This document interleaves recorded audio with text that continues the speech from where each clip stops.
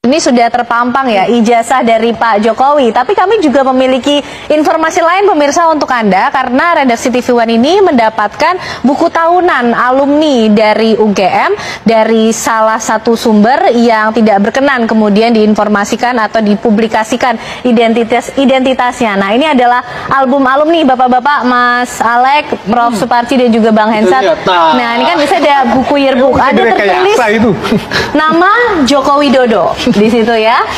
Kemudian lahir di Solo. Beda ya dengan ijazah tadi ya. Nah, ijazah tadi dari Surakarta lahir. Oke, baik.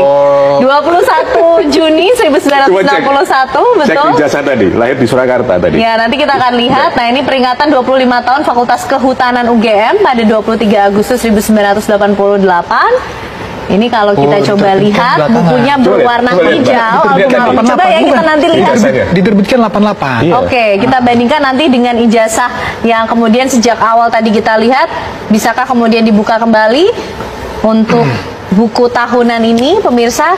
Paling tidak ini kemudian juga menambah lagi ya bahan kemudian perbincangan kita malam hari ini. Coba kita lihat ijazahnya. Nah, ini Prof, lahir di, kita coba lihat Surakarta. Lahir di Surakarta. Tadi oke. Di Solo. Betul. Solo. Ada perbedaan di situ ya, lahir di Surakarta dan juga lahir di Solo, meskipun tanggalnya berbeda.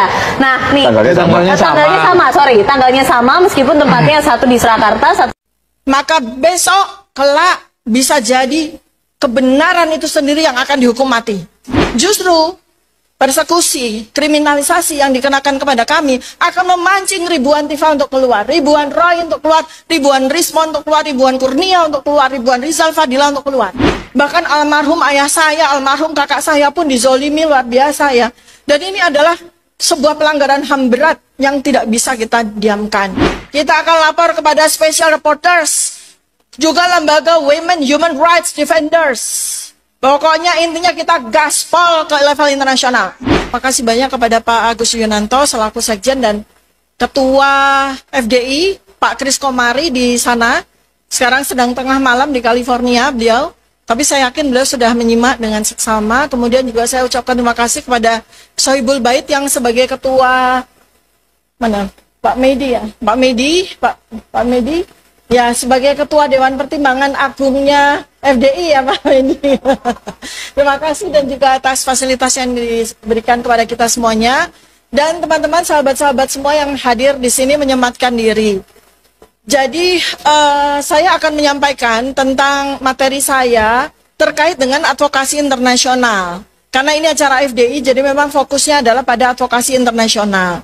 Dan memang ini adalah sebuah momentum Bapak Ibu semuanya ya, dimanapun Anda berada. Karena saya barusan dapat surat cinta dan ini juga bersama teman-teman semuanya.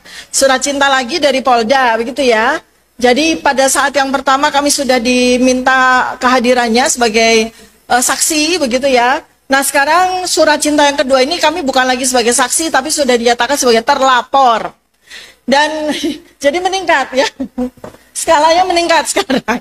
Naik kelas. Dan secara pasal-pasal juga naik kelas. Pasal-pasalnya besar-besar. Pasal-pasalnya 6 tahun, 8 tahun, 12 tahun gitu ya. Jadi pasal-pasalnya besar-besar sekali. Dan yang paling lucu adalah disampaikan oleh orang-orang yang tidak jelas. Jadi ada nama-nama, ada 5 nama yang tidak jelas siapa ini jati dirinya. Bukan orang yang tidak pernah kita kenal. Tahu-tahu dipakai namanya untuk melaporkan kami. Dan yang lebih lucu lagi, yang lebih dagelan Sri Mulat lagi adalah kami dituduh menghasut, menimbulkan keonaran, sampai kemudian menimbulkan ya semacam apa, bakar-bakaran atau bunuh-bunuhan seperti itu ya. Nah, teman-teman kembali lagi di channel ini, jangan lupa subscribe dan komen agar tidak ketinggalan informasi lebih lanjut serta informasi terbaru yang akan kita sampaikan. Nah, teman-teman, kita tahu bahwa dalam cuplikan video tersebut yang menarik sekali ya untuk kita bahas. Karena kenapa?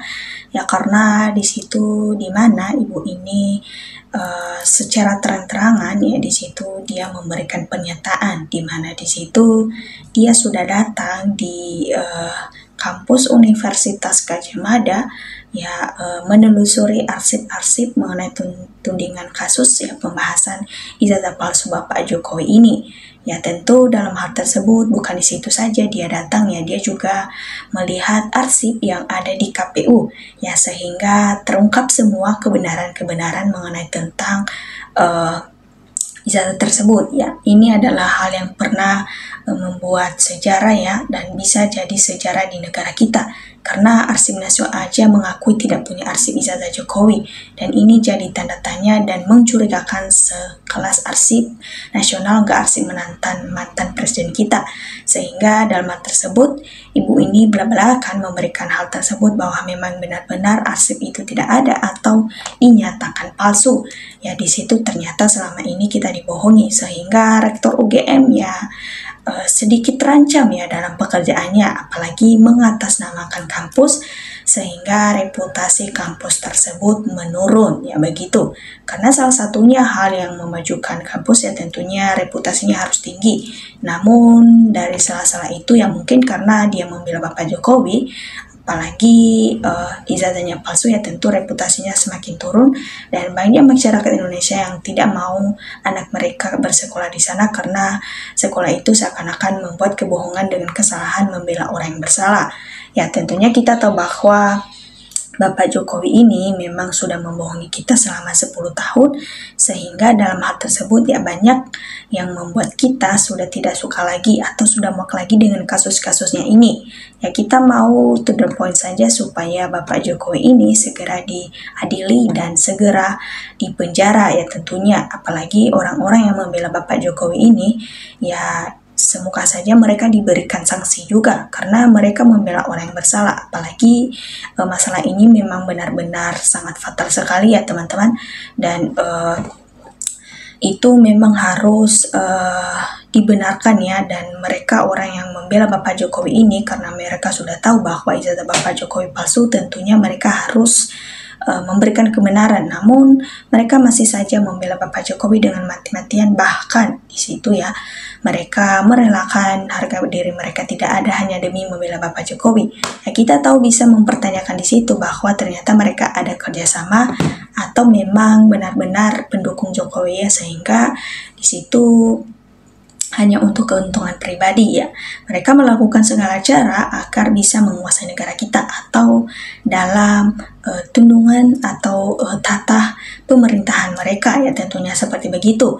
Ya, inilah yang menjadi pengalaman kita ke depannya dalam memilih calon-calon atau yang melamar untuk menjadi presiden ya. Tentunya kita harus melihat bagaimana latar belakang serta pendidikan nomor satu. Ya, bagaimana dia bisa menyikapi situasi kritis dalam politik-politik terutama di negara kita ini ya tentunya seperti begitu. Ya, karena pada dasarnya Bapak Jokowi ini memang sudah membohongi kita, seharusnya dia mengaku jujur saja. Ya, namun masih sampai sekarang ya masih belum ada pernyataan itu.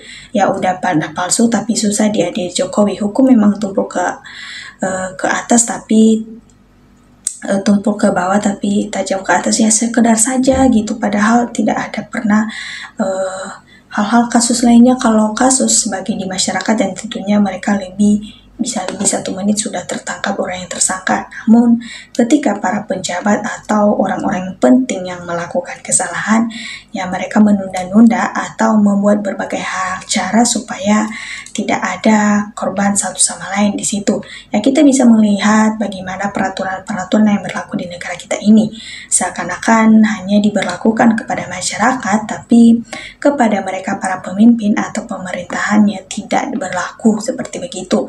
Ya mungkin bisa dibilang Bapak Jokowi ini kebal dengan hukum, tapi bukan dalam arti ketika dia kebal hukum ya kita juga harus menseganinya. Ya hukum ya tetap hukum, ya peraturan ya tetap peraturan, ya harus dilakukan sesuai dengan peraturan yang berlaku. Ya rakyat Indonesia memang ingin segera mengumpulkan supaya Bapak Jokowi ini segera diadili. Ya coba harus segera ditunjukkan adalah masalah ijazahnya ya. Kalau memang dia benar-benar mempunyai yang asli, tentunya tidak sepanjang ini ya masalahnya. Tentunya dia langsung memperlihatkan di depan publik, tapi pada saat dulu itu dia memperlihatkan ya kelihatan sekali kalau itu adalah copy paste, yang artinya mereka memprint itu. Ya tentu kita juga tidak bisa dibodohi dengan yang mereka lakukan itu ya, walaupun mereka banyak melakukan hal-hal yang tidak Baik itu, tapi di sela-sela kebohongan mereka pasti terlintas ya namanya kebenaran. Ya, ijazah dengan nomor cantik ya tanpa penghargaan dari OJJRP itu ya memang benar-benar membuat negara kita semakin tidak baik-baik saja, apalagi semakin terpecah belah gara-gara dari pendukungnya Bapak Jokowi dengan pembencinya. Ya, orang pembohong yang mau mengelak pun yang menutupi bohongnya dengan segala cara ya pasti terbuka juga ya begitu, karena memang mau seberapapun kecerdikan itu kalau memang salah ya tentunya salah tetap ya begitu, karena penipu ya tetap penipu ya seperti begitu. Ya, saya semoga saja Bapak Presiden kita Bapak Prabowo segera menotis ini dan segera mengambil tindakan dalam hal-hal pembahasan mengenai tentang tudingan kasus Bapak Jokowi ini. Nah, teman-teman, demikian dari video ini, dan viral luaskanlah video ini, dan jangan lupa berikan tanggapannya di kolom komentar. Tanggapan teman-teman sangat berarti supaya kita bisa sangat bertukar pikir dalam menyikapi situasi-situasi politik di negara kita ini. Terima kasih teman-teman.